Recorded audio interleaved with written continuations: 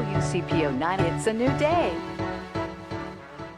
Good afternoon. Today I wanted to bring to the show a group of people that inspired me from the moment I heard about the work that they were doing.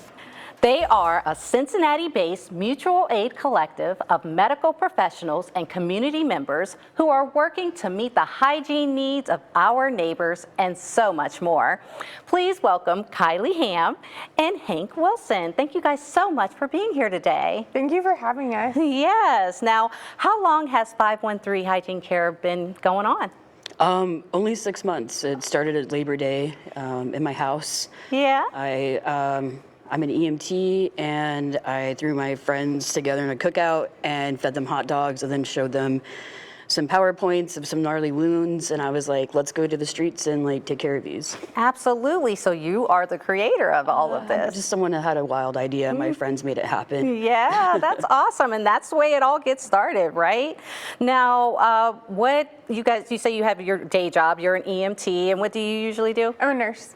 You're a nurse, so I know we're typically always busy. You know, why do you guys get involved with 513 Hygiene Care? Why do you do it?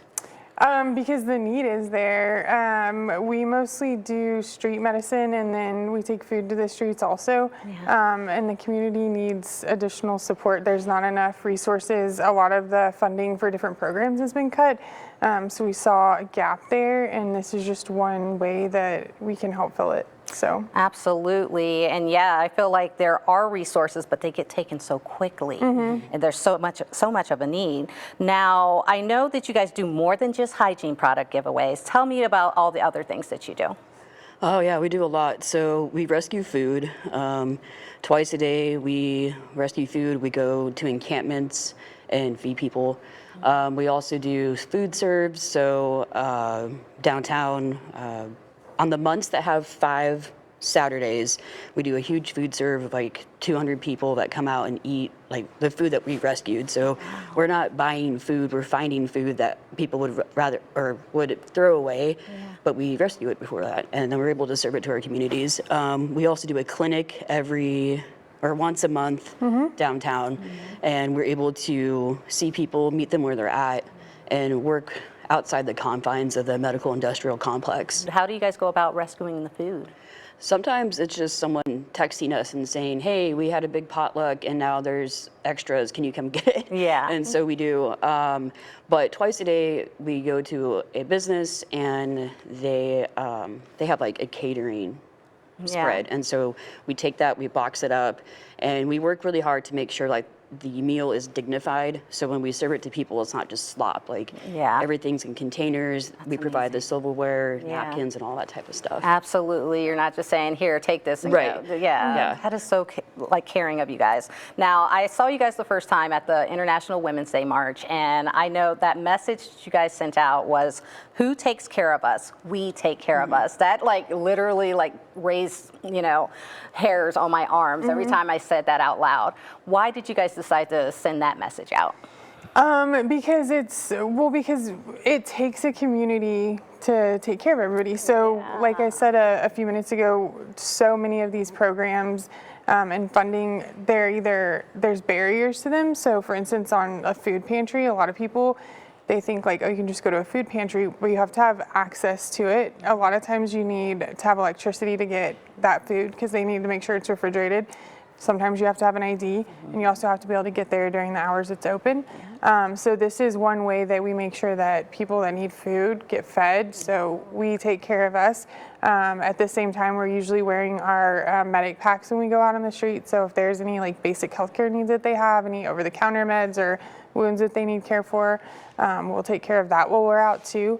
We really focus on that community approach and addressing really like the social determinants of health. That's what determines like people's overall health. Yes, absolutely. So food, housing, healthcare, things like that. They're Yep. so important, and there's just not enough access to any of them. So. Absolutely, you are 100% correct. Now, I read that you guys provided a power wheelchair to a community member. Like, is that like normal? That was No. something big and special. How did you guys do that? We rescued it. So it was a power wheelchair that EMS wasn't able to bring to the hospital. And we got a phone call from a social worker who was just like, I have exhausted all of my options. I've been working on this for hours and stuff like that. So we just put it in our group chat and we're like, we're going to go find this wheelchair. And we have trucks and we just got it to the patient. It was pretty Just wild. amazing. Well, it's also like when somebody's homeless and they have a disability, like that is a critical part of them being able to get around at all.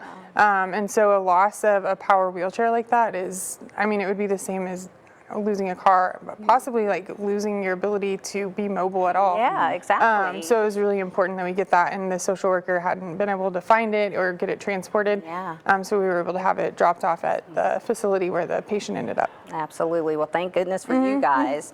Now, you guys told me that you were working on getting a community refrigerator. How are you going about doing that, and where will this refrigerator be?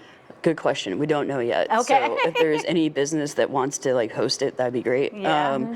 So the free fridge, there's 2 of them that we deliver food to. So like sometimes we pick up food and we can't find people in their encampments. And a lot of times we have extras, so we bring it to these free fridges.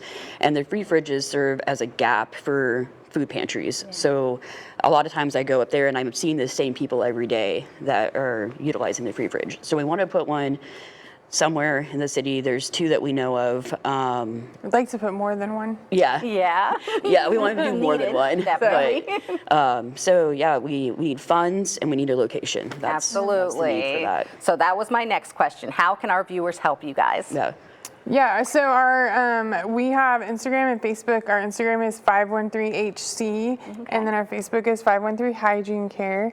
If anybody's interested in volunteering, like I said, we do twice daily food distro. We can always use help with that. And you can send an email to 513hcare@gmail.com. Okay. And then if you would like to make a donation to a free fridge contribution or the work that we do, purchasing containers or going towards the monthly free clinic, that is our Venmo is at Hygiene Care 513. At Hygiene Care 513. All right. Well, thank you guys so much for being here, and thank you for all the work that you guys do. Thank you. It is near and dear to my heart. We really appreciate you having us. Yeah.